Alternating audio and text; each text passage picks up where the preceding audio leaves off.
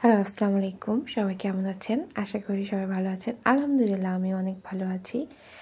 আজকে আমি মাছ রান্না করব, বাটা মাছের ভুনা করব টমেটো দিয়ে।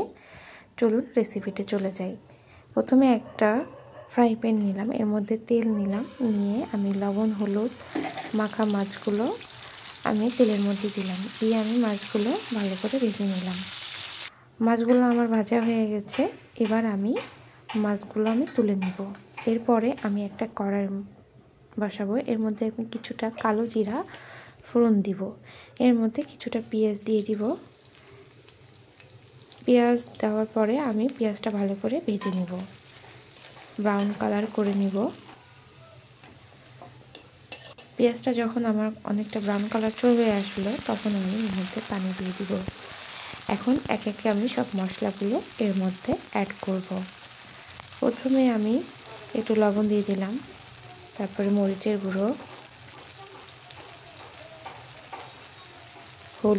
জিরা ধনিয়ার গুঁড়ো, হলুদের গুঁড়ো, আদা বাটা আর একটু রসুন বাটা দিব।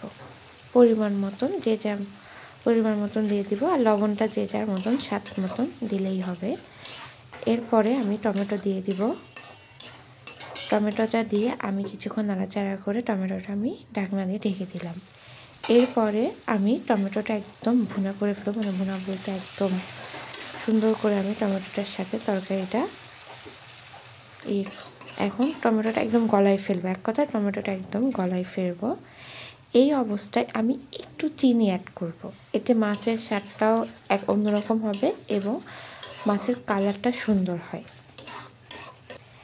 এরপরে আমি একটু পানি দিয়ে দিব। আমার মশলাটা কষানো হয়ে গেছে ভালোভাবে, আমি এবার পানি দিয়ে দিলাম।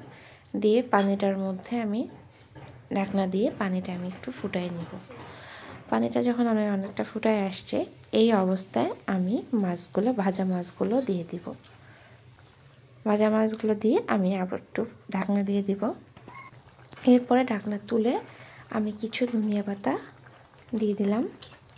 এটা আমার ফ্রিজের ধনিয়া পাতা, আমি ডিপ করে রেখেছি সেই ধনিয়া পাতাটা দিলাম।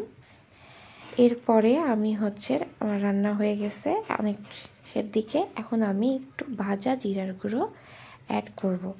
এরপরে আমি কিছুক্ষণ ঢাকনা দিয়ে চুলার মধ্যেই রেখে দিব, তারপরে নামিয়ে পরিবেশন করব।